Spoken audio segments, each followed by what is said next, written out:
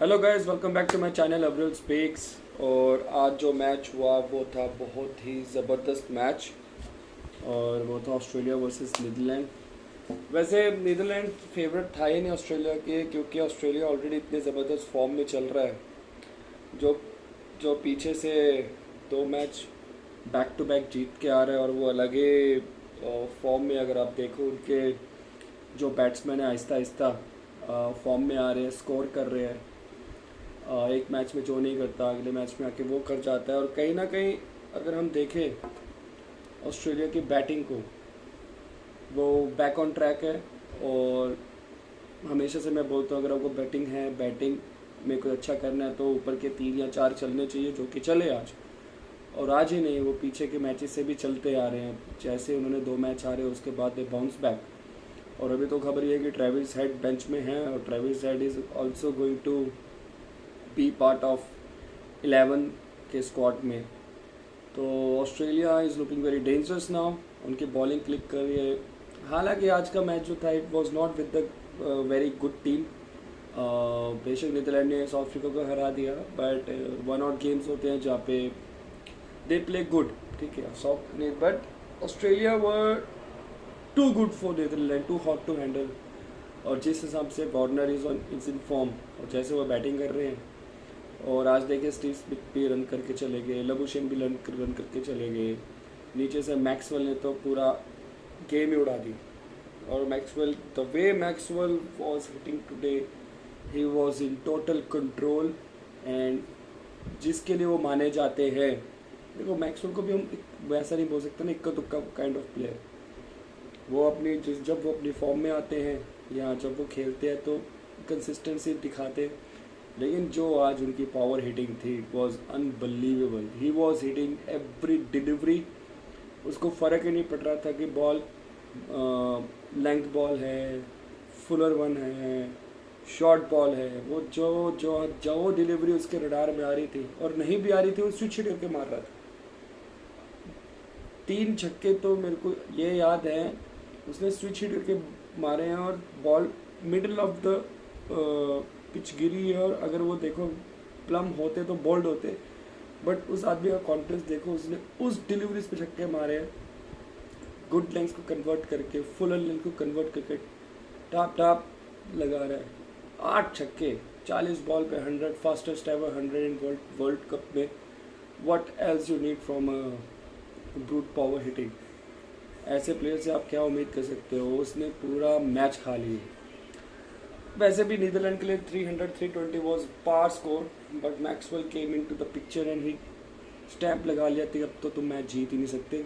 जीतना तो बहुत दूर तुम आ ही नहीं सकते, बिकॉज ऑस्ट्रेलिया को खेलना ज़रूरी था। बैक ऑफ द माइंड ऐसा लग रहा था, the way they were playing, Australia जिस तरह से खेल रहा था, वो आए ही इसलिए थे कि उनका रन रेट बढ़े, और वो back in the world cup की रेस में, सेमीज की रेस में आ जाए, जो उन्होंने किया।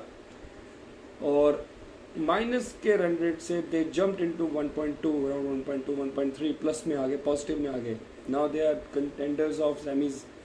The way they are playing and the way they are consistent, they are just looking unstoppable. अभी मज़ा आएगा जब ऑस्ट्रेलिया वर्सेस न्यूजीलैंड होगा। Again it is going to be very good game. New Zealand भी नहीं छोड़ने वाला, ऑस्ट्रेलिया भी नहीं छोड़ने वाला। आप समझ लो जैसे इंडिया न्यूजीलैंड का मैच हुआ था, द सेम ऑस्ट्रेलिया और न्यूजीलैंड का मैच होने वाला है।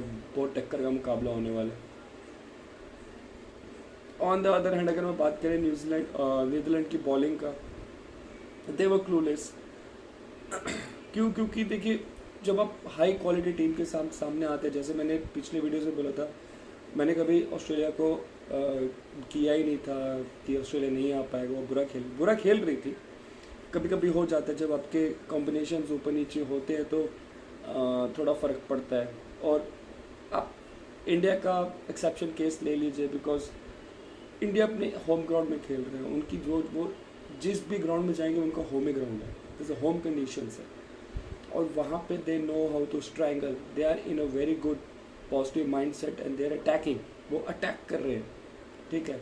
तो वहाँ पे ऑस्ट्रेलिया स्ट्रैंगल कर दिया। और इंडिया का ये रहा ही है कि हम कॉन्फिडेंस है इंडिया को अपने ऊपर कि हम स्ट्रगल कर सकते हैं, हम चोक कर सकते हैं। We will not let any team to go beyond 300 हम रिस्ट्रिक्ट करेंगे 300 is chasable for Indian team जो दिख रहा है, they are with the very well plan.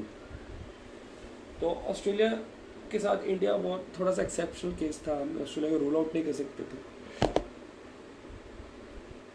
But with South Africa भी एक अपनी अलग गेम से आ रही थी, जैसे मैंने कल बताया था, क्लास से ऊपर से उनके 6 हिटिंग करते हैं और जो हिट करते हैं।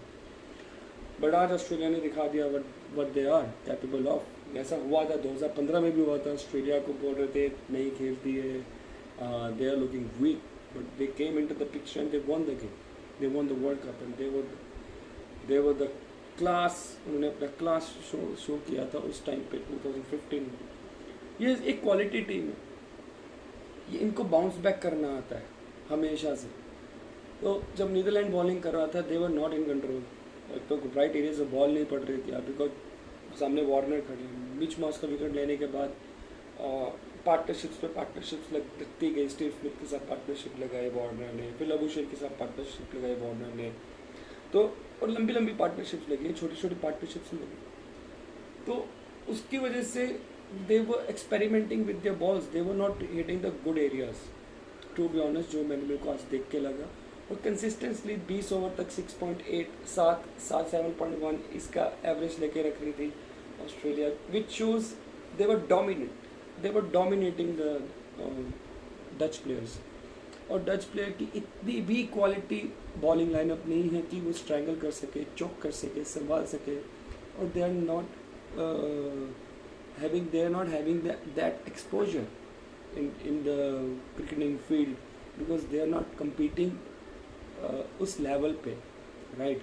सो उनके लिए संभालना, कैप्टन का वहाँ पे अटैक करना, या वो बहुत होप क्लूलेस हो गया टू बी ऑनेस्ट। तो थोड़ा सा करना चाहिए था as per the world cup standards, but वो नहीं कर पाए, तो उसमें कुछ नहीं बोल सकते। आज दिन था ही नहीं उनका बचाने का, तो आज दिन था ऑस्ट्रेलिया का, और जैसे कि ऑस्ट्रेलिया मानी जाती है बाउंस बैक, उन्होंने बाउंस बैक किया। और जब एक बार आपका 399 लग जाता है, फिर जिस तरह से मैक्सवेल आए, पहले ही ऑलरेडी बॉलिंग नहीं चल रही, उसके बाद वो आप बस बॉल डालने के लिए डाल रहे हो, और मैक्सवेल के लिए फिर आपको पता है हर ग्राउंड छोटा है, जब वो हिट करता है he is the hardest hitter of the cricketing ball, he hit with the extreme power. और उसके कई बार मिस जज किए हुए शॉट्स या टाइमिंग में नहीं गई शॉट्स भी बहुत दूर दूर जाती है। तो दे वर नॉट, डच प्लेयर्स के पास कोई आंसर ही नहीं था मैक्सवेल के लिए। Maxwell blow them away to be honest. वो वहाँ से उठ के 40 बॉल पे 100 करना, it's not a easy job and he did that. Okay, वो भी दिल्ली का ग्राउंड, बैटिंग पिच। फिर जब आती है बात आपके डच प्लेयर्स की बैटिंग की, उम्मीद नहीं कर सकते कि वो आपको क्लोज कंपटीशन भी देंगे, but the way they ball, वो डिलीवरीज ऐसी थी, जॉस हेजलवुड आ रहे हैं यहाँ से स्टॉक बॉल कर रहे हैं, वहाँ से कमिंस बॉल कर रहे हैं, फिर जैम्पा आ गया, जैम्पा ने पूरा उनको एकदम से बांध ही दिया, हिलने भी नहीं दिया। और फिर वही जो प्रॉब्लम की गुगली पिक नहीं कर पाना, 3 तो फील्डिंग की वजह से आउट हुई। एडवर्ड का कैच वार्नर ने बहुत प्रॉपर टाइमिंग पे एक्सीलेंट कैच था, वो एकदम टाइम पे जंप मारा और कैच लिया। फिर उसके बाद विक्रमजीत सिंह का आप देख लीजिए, ठीक है, that was a very well plan. वो फील्डिंग थी, वो आसपास भी नहीं आया, वो विकेट थ्रो हो गया। देन अगेन 2-3 विकेट्स तो उनकी फील्डिंग की वजह से गई, और कुछ विकेट्स उनके रॉन्ग शॉट्स पे चले गई प्लेयर्स की। तो उनके पास आंसर्स नहीं थे। क्वालिटी बॉलिंग अटैक के सामने Dutch were clueless, to be honest, they were clueless. उनको समझ ही नहीं आता था करे क्या। एक तो जब 400 बच जाता है तो साइकोलॉजिकल प्रेशर तो ऑलरेडी होता है, दैट्स अ ह्यूज स्कोर। अब आप करोगे क्या? आप रुक के तो खेलोगे नहीं, वो खेल नहीं पाए। रुक के खेलना मतलब क्या करते हैं? दे वर helpless. The best part of today's match was Australia's extreme batting and the way they bounced back, and they are again into the race of semis. और अब मुश्किल में आ सकता है पाकिस्तान और इंग्लैंड को अपने मैचेस जीतने पड़ेंगे। इंग्लैंड के पास स्टिल एक मैच हारने का क्वेश्चन है, बट पाकिस्तान के पास एक मैच हारने का भी क्वेश्चन नहीं है, बिकॉज अगर the way India is going to play या the way India is playing right now, they are also unstoppable. उनका मैच दो बड़ी टीमों के साथ है, साउथ अफ्रीका एंड इंग्लैंड। अगर इंडिया ने इंग्लैंड को हरा दिया, साउथ अफ्रीका को हरा दिया, तो इंग्लैंड और साउथ अफ्रीका सेम आ जाएगा, और यहाँ पे ऑस्ट्रेलिया को न्यूजीलैंड के साथ खेल रहे हैं। तो मोटा मोटा आगे के जो मैचेस हैं वो बहुत ही टफ होने वाले हैं। इंडिया के पास till India has a question of losing 1 game और 2 गेम, बट उनके पास जो मैचेस हैं, एक मैच ऐसा है न्यूजीलैंड के साथ ही है, ठीक है। तो उनके पास जो मैचेस हैं, उन इंडिया के पास क्वेश्चन है कि even if they lose by chance, एक बुरा दिन आ गया और वो मैच हार गए, तो still they have a question and they can go again, they can jump with more games, right. 5 या 4 मैच हो रहे हैं, 4 में से अगर एक हार भी गए, 3 जीत गए, still they will go up to 16 का, और एक मैच है, they are confirming their berth for the semis. So मैं ये बोल सकता हूँ कि इंग्लैंड के पास भी एक क्वेश्चन हो सकता है, बिकॉज ऑस्ट्रेलिया के बाद नीचे कोई टीम है नहीं जो उनको टफ कंपटीशन दे। इंग्लैंड और इंडिया है, अगर इंडिया ने हरा दिया तो फिर England has to win each and every game. तो 3 तो कंफर्म हो जाएंगे, चौथे पे पूरी फाइट है, who is going to get number 4। और the way Australia is looking dangerous, और ट्रेविस हेड का आना बाकी है, और David Warner, Travis Head Australia की टीम में बहुत नीचे से मिच मार्ला, बुशेन स्मिथ, मैक्सवेल, उनकी एक बैटिंग भी एक्स्ट्रा ऐड हो जाती है। They are looking dangerous against any bowling attack if they click. Same with South Africa, they are looking dangerous. New Zealand is already playing like Indian team, ठीक है। तो 4 तो हो गए, अब रहता है who is going to come back, who is going to bounce back. England और पाकिस्तान चौथे नंबर की गेम है, इस पे ही हो सकता है कौन उठेगा। तो number 3 is almost confirm, but 4th number पे हम कुछ बोल नहीं सकते, that place is still open between England Australia. अगर पाकिस्तान सारे मैच जीत गई और बड़े मार्जिन से जीत गई तो they can also turn the tables. So now आने वाला हफ्ता जो है, that is going to be very interesting for point tables and for cricket fans. Let's see what's going to happen, and तब तक के लिए कल मिलते हैं एक और मैच के साथ पोस्ट मैच एनालिसिस में। तब तक के लिए keep watching my videos, keep liking, keep subscribing. Thank you so much.